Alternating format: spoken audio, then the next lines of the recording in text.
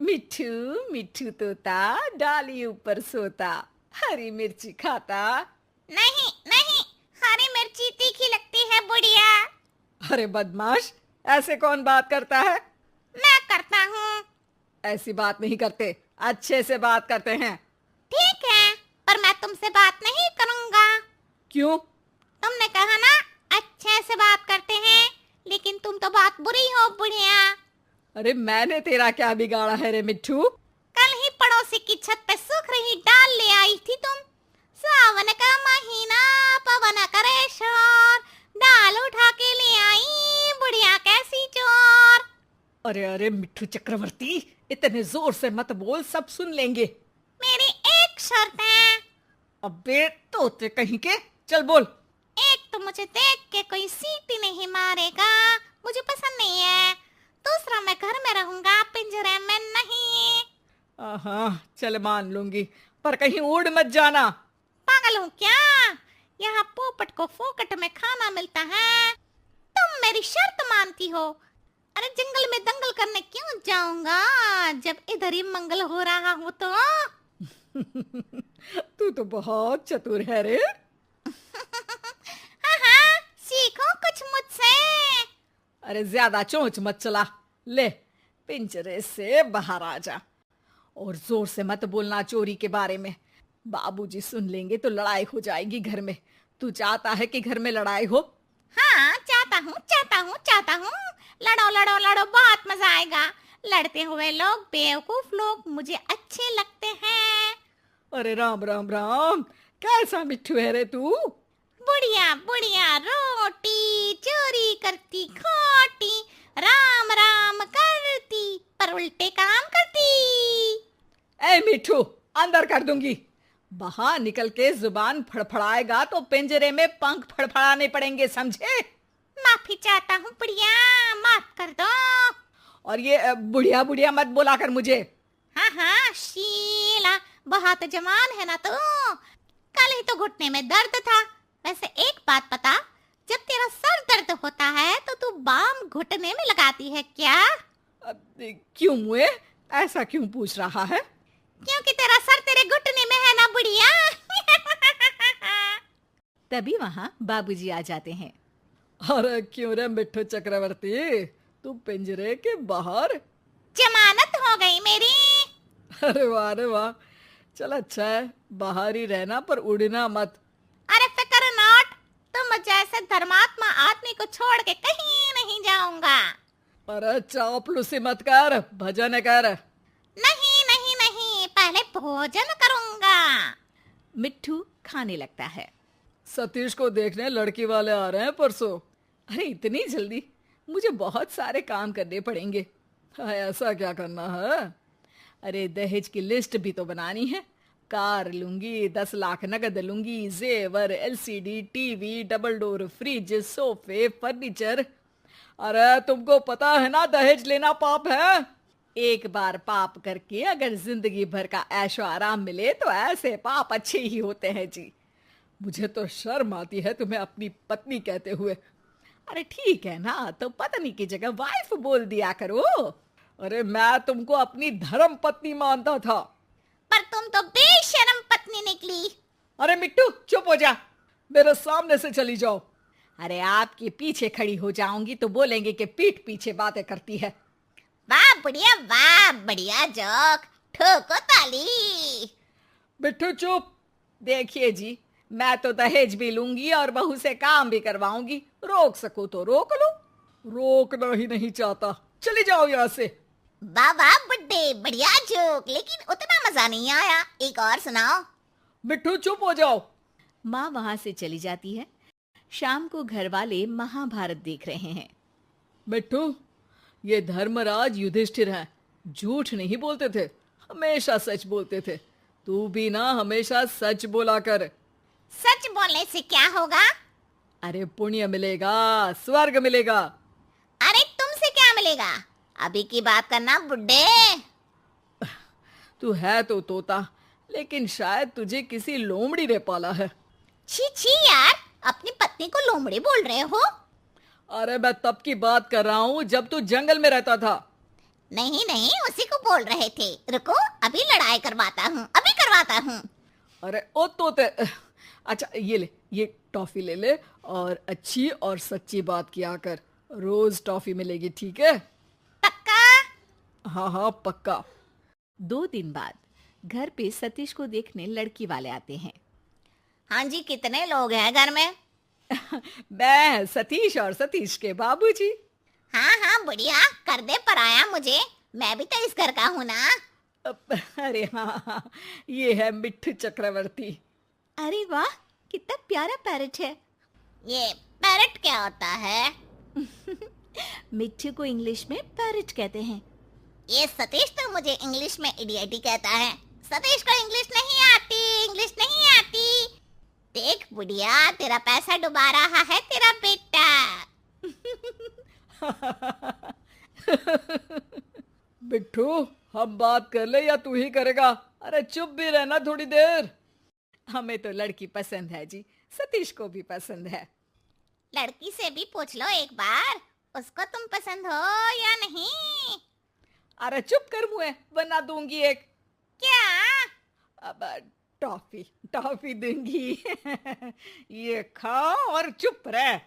सच की आवाज दबाने के लिए रिश्वत दी जा रही है। तुम्हें क्या लगता है एक टॉफी से तुम मुझे खरीद लोगी? 2 टॉफी लूंगा। बहन जी, आपकी कोई मांग हो तो? अरे माँ जी, मांग तो लड़की की रहती है ना, जो लड़का भरता है। अरे सतीश बेटा, तू रहने दे। नहीं नहीं नहीं, मांग तो नहीं है, पर क्या बहन जी? पर पर क्या? पर पर क्या बोलिए ना। पर दहेज लूंगी, दहेज लूंगी। अरे चुप मिट्ठू, वरना आज ही जंगल में छोड़ आऊंगा। अरे कल तो युधिष्ठिर बनने का, सच बोलने का बोल रहे थे। आपकी टॉफी खाई है, झूठ नहीं बोलूंगा। अरे बेटा मिट्ठू। देखिए देखिए, बुढ़िया को कार चाहिए, क्योंकि सतीश की हैसियत नहीं है खरीदने की। बुढ़िया को डबल डोर फ्रिज चाहिए, 10 लाख रुपया भी चाहिए। क्योंकि जैसे बेबी को बेस पसंद है, वैसे ही बुढ़िया को कैश पसंद है। फ्री फुकट का ऐश पसंद है। मिट्ठू, अब तो तेरी खैर नहीं है। बुढ़िया, तेरे हाथ नहीं पहुंचेंगे। ज्यादा नाटक किए तो छत पे से जो चोरी की थी वो भी बता दूंगा। चोरी? हाँ हाँ, पड़ोसियों की दाल चुरा लेती है और पकाते वक्त शिकायत भी करती है कि कैसी सस्ती दाल खाते हैं पड़ोसी। और पता है अब तक इस घर में काम वाली बाई क्यों नहीं आई? क्यों नहीं आई?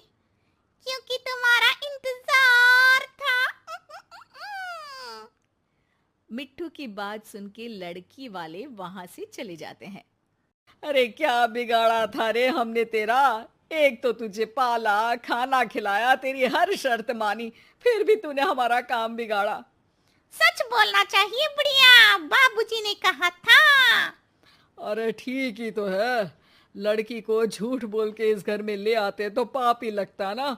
शाबाश मिठू, चाहे खुद का नुकसान हो रहा हो, पर हमेशा सच बोलना चाहिए। अरे चल चल बुड्ढे, अपने बाप को मत सिखा। तुझे सच बोलना तो सिखा दिया, अब तेरी बदतमीजी भी छुड़वानी पड़ेगी मुझे। चलो, मैंने सच बोला, अब तुम अपना वादा भी निभाओ। टॉफी कहाँ है मेरी? बाबूजी मिट्टू को टॉफी देते हैं। टॉफी खाते हुए मिट्टू बोलता है, मिट्टू मिट्टू तोता, मीठी टॉफी खाता, किसी से नहीं डरता, सच्ची बात करता। गांव को आई। मधु शहर में रहने वाली पढ़ी लिखी मॉडर्न लड़की है। वो और पवन साथ कॉलेज में पढ़ते थे। धीरे धीरे उन दोनों में प्यार हो गया। पर पवन गांव में रहने वाला एक साधारण सा लड़का है। मधु के पिता हमेशा उसे ये बात कहकर ताना देते हैं, तुम वहां गांव में कैसे एडजस्ट करोगी? शादी करके तुम गांव तो चली जाओगी, पर अपनी सारी मॉडर्न सोच और चीजें यहाँ शहर में ही रख कर जाना। ये सुनकर मधु को बहुत गुस्सा आता है। तो क्या हुआ अगर वो लोग गांव के हैं? मैं वहां जाकर उस घर को बिल्कुल शहर की तरह बना दूंगी। शाम होते ही मधु पवन को वीडियो कॉल करती है। अच्छा हुआ तुमने वीडियो कॉल कर लिया। हाँ, मैं तुम्हें आज अपनी माँ से मिलाता हूँ। अरे बिट्टू, क्या कर रहा है? ये क्या है? दूर करना इस टुनटुने को। जाने कौन दिख रहा है इसमें तो। अरे माँ, आपकी बहू का वीडियो कॉल है। आप इसमें अपनी बहू से आमने सामने बात कर सकती हैं। नमस्ते माँ जी, कैसी हैं आप? अरे जेका, ये बहू ने अपने कान में क्या लगाया है? जो कैसे झुमके हैं? झुमके नहीं माँ जी, इन्हें ईयरफोन्स कहते हैं। इससे सामने वाले की आवाज और अच्छे से आती है। मैं आपको भी ला कर दूंगी। अरे नहीं नहीं, हमें नहीं ना चाहिए। हमारा कान बिल्कुल ठीक है। हाँ। माँ जी की ये बातें सुनकर मधु को अपने पिता की बातें याद आ जाती है और वो उसी वक्त ये ठान लेती है कि वो अपने ससुराल को एकदम मॉडर्न ससुराल बनाकर रहेगी। कुछ दिन बीत जाते हैं।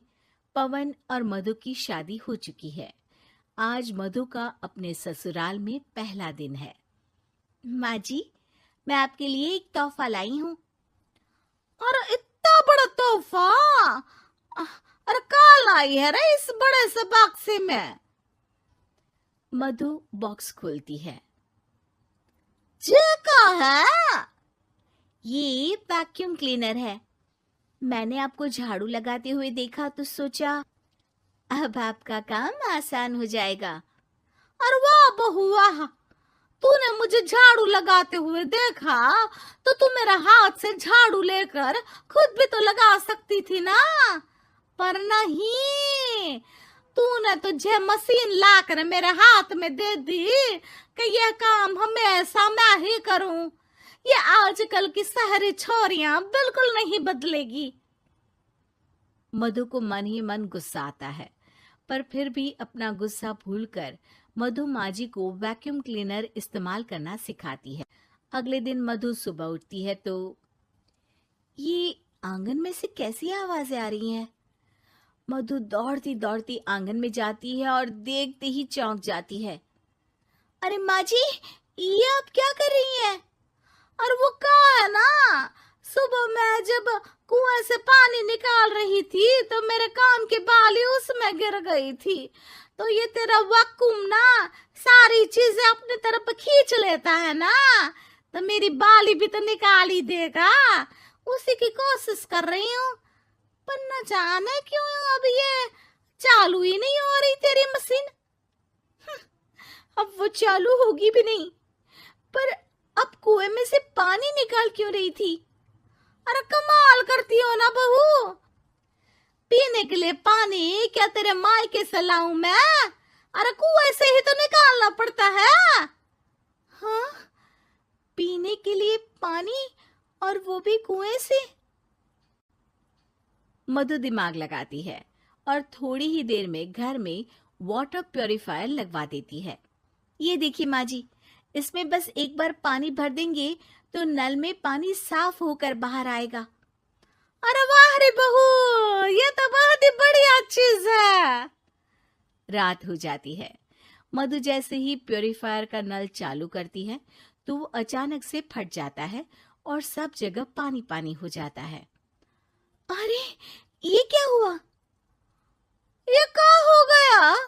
मैंने तो बस इसमें उबला हुआ पानी डाला था, ये इतनी जल्दी खराब हो गया। अरे ये सारी शहरी चीजें सब ऐसी ही होती है कबूरी।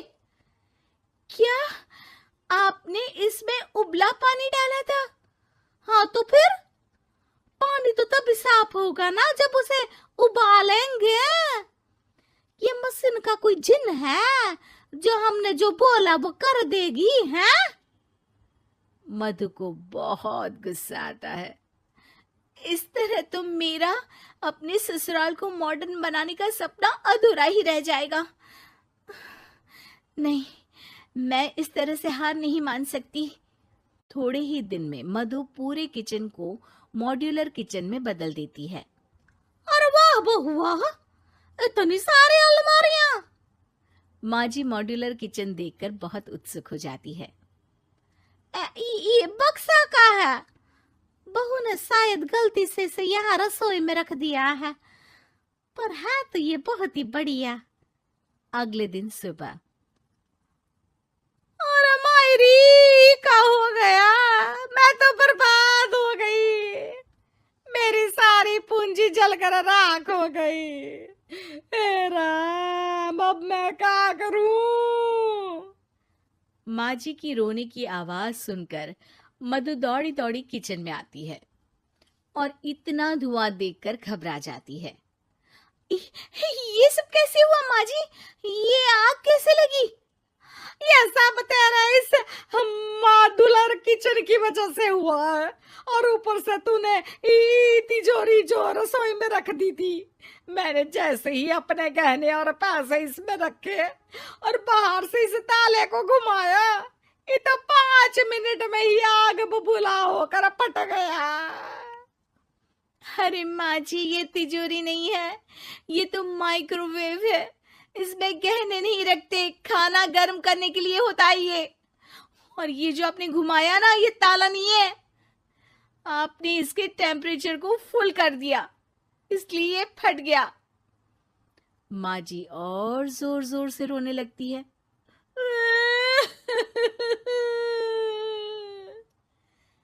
मधु सर पीट लेती है और कसम खाती है कि अब ससुराल को मॉडर्न बनाने की कोई कोशिश नहीं करेगी। मुझे माफ कर दीजिए माँ जी, आप जैसी हैं वैसी ही ठीक है। मधु को अपने पिता की कही बात याद आ जाती है और मधु वापस घर और किचन को पहले जैसा ही कर देती है।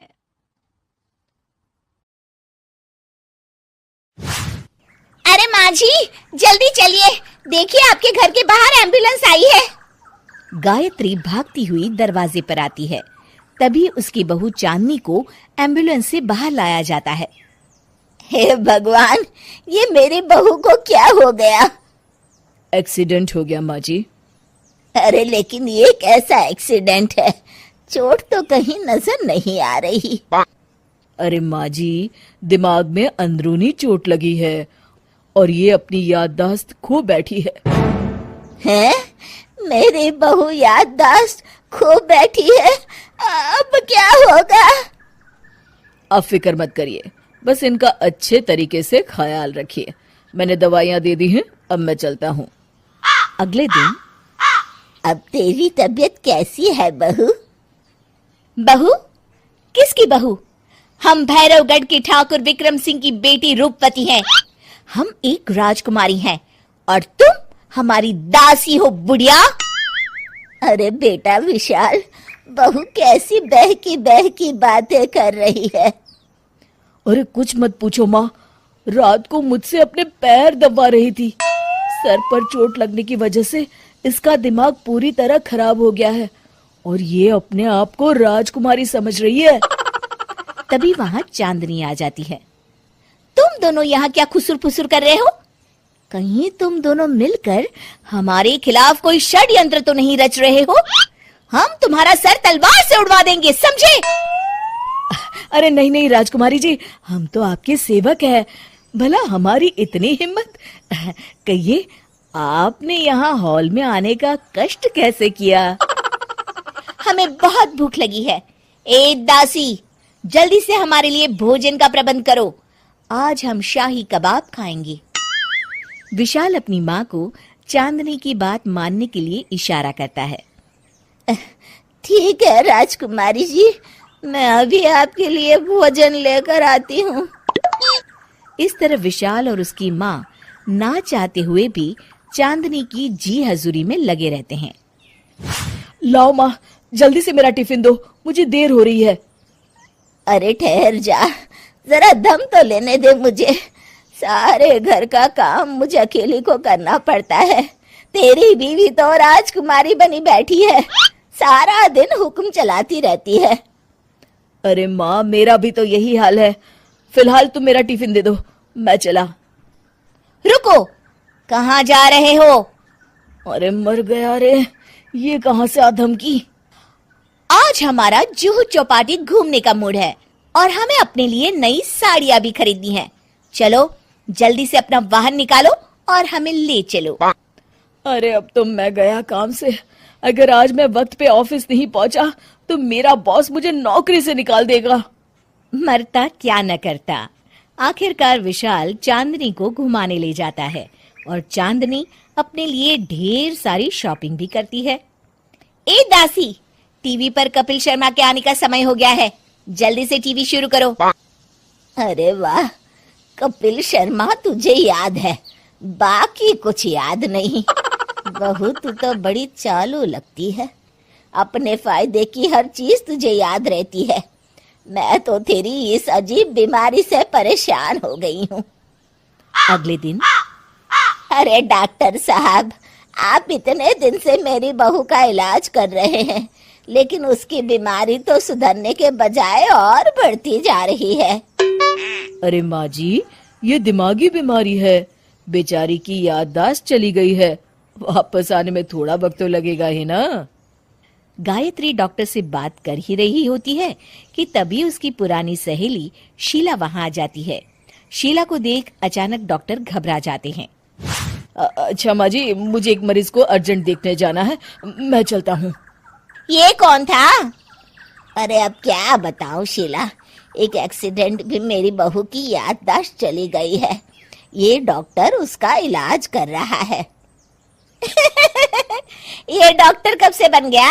अरे ये तो चमन पान वाले का लड़का है, सारा दिन नौटंकी करता रहता है।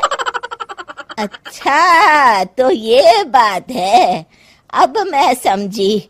मेरी बहू और ये पान वाले का लड़का दोनों मिलकर मुझे बेवकूफ बना रहे थे। चल तू मेरे साथ। गायत्री शीला को एक बड़ा सा डंडा हाथ में देकर अपनी बहू चांदनी के कमरे में ले जाती है। बहू, ये मेरी सहेली है, एक डॉक्टर है। इसने तेरे जैसे न जाने कितनों का इलाज 2 मिनट में कर दिया है। इसका कहना है कि सर पर जहाँ चोट लगी हो, अगर उसी जगह दोबारा किसी बड़े डंडे से जोर से मारा जाए तो मरीज की याददाश्त वापस आ जाती है। देख, हम डंडा भी लाए हैं। अपनी सास की बातें सुनकर और हाथ में बड़ा डंडा देख चांदनी घबरा जाती है। अरे बाप रे, मैं तो फंस गई। इस डंडे की एक बार की वार से ही मैं तो चारों खाने चित हो जाऊंगी। अब क्या करूं, क्या करूं, क्या करूं? लेकिन गायत्री, डंडा सर पर ठीक उसी जगह लगना चाहिए जहाँ चोट लगी है। अरे तू चिंता मत कर, 2-4 बार मारूंगी तो एक बार तो सही जगह लग ही जाएगा ना। चल बहू, तैयार हो जा। अरे नहीं नहीं माँ जी, मुझे मत मारिए। दरअसल घर के काम करने से बचने के लिए मैंने ये सब नाटक किया था, मुझे माफ कर दीजिए। मैं कान पकड़ती हूँ, दोबारा ऐसी गलती कभी नहीं करूंगी।